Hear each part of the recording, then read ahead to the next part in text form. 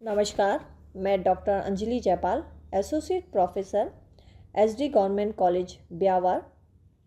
आज का हमारा ई कंटेंट का टॉपिक है सामाजिक परिवर्तन के उद्विकासीय और रेखीय सिद्धांत।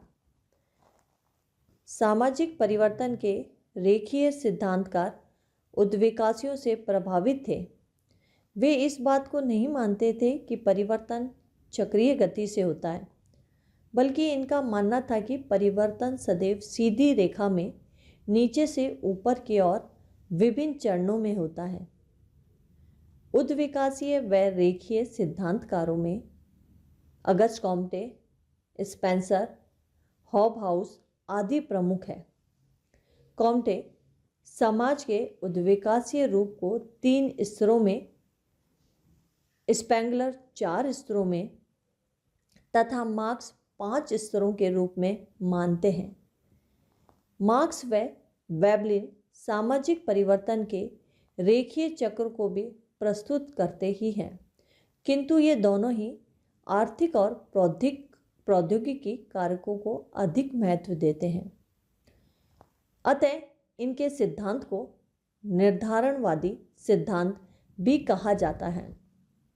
यहाँ हम रेखीय और उद्विकासीय सिद्धांतों का अध्ययन कर रहे हैं। सबसे पहले हम चलते हैं कॉम्टे का सिद्धांत।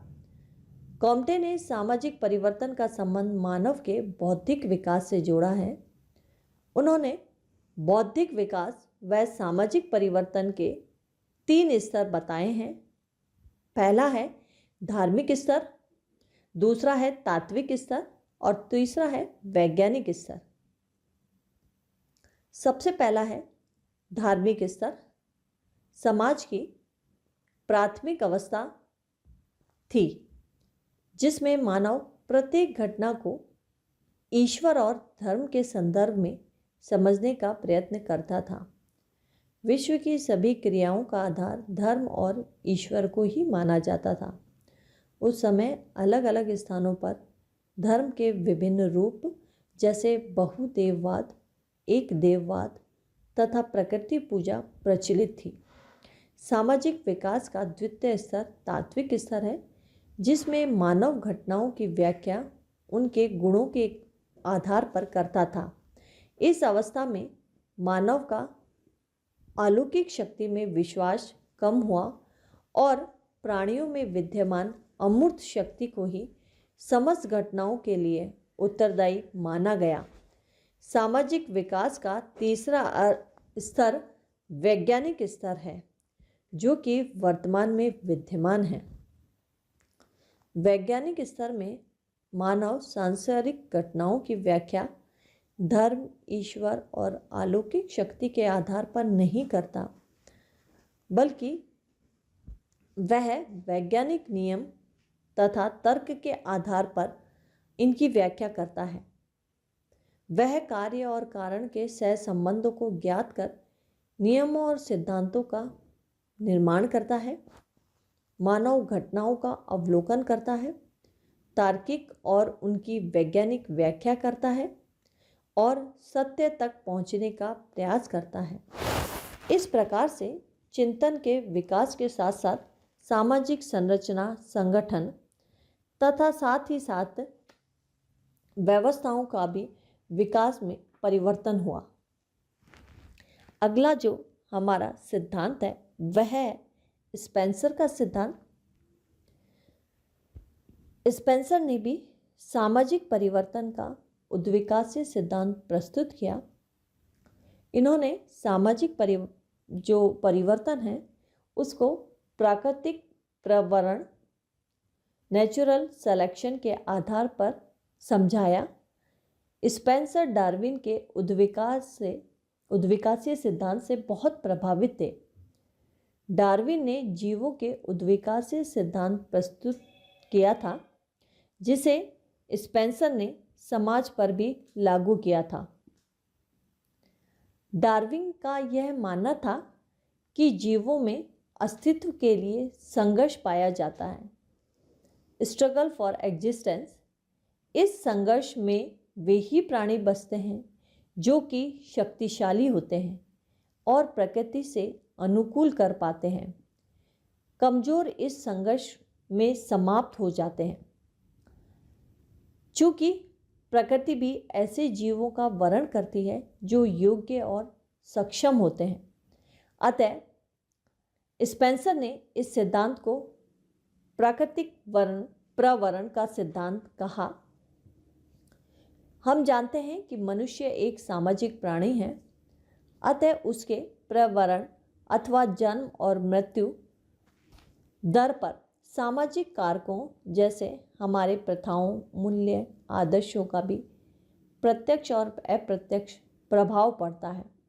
इस प्रवरण में शेष मनुष्य ही बचे रहते हैं जो कि समाज का निर्माण करते हैं और उसमें परिवर्तन लाते हैं।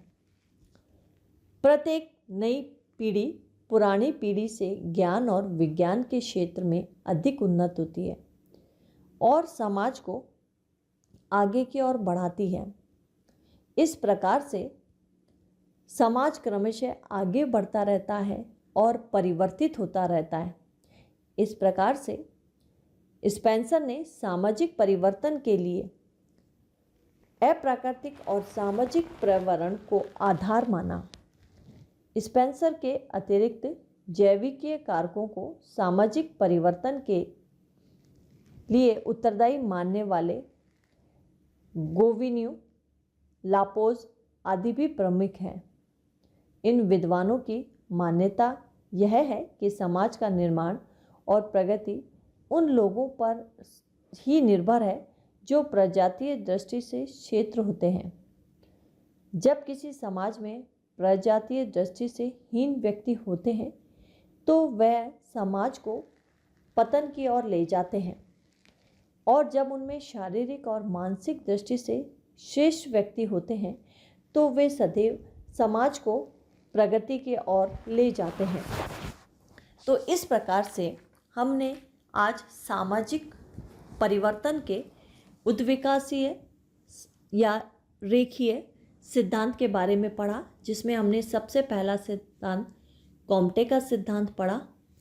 इन्होंने सामाजिक परिवर्तन का संबंध बौद्धिक विकास से जोड़ा, अर्थात इन्होंने हमारे सामाजिक परिवर्तन के 3 स्तर बताए, जिसमें पहला धार्मिक स्तर, तात्विक स्तर और नेक्स्ट है वैज्ञानिक स्तर।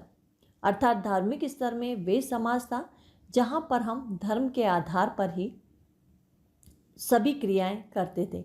दूसरा तात्विक स्तर है जिसमें घटनाओं की व्याख्या गुणों के आधार पर की। वैज्ञानिक स्तर जिसमें हमें सभी घटनाओं की व्याख्या हमने वैज्ञानिक नियमों और तर्क के आधार पर की।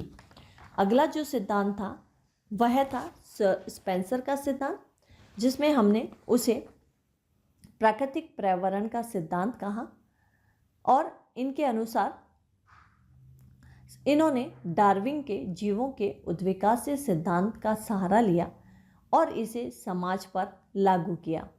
अर्थात उन्होंने बताया कि जीवों के अस्तित्व के लिए जीवों में संघर्ष पाया जाता है, वे ही जीवित रहते हैं जो कि सक्षम होते हैं।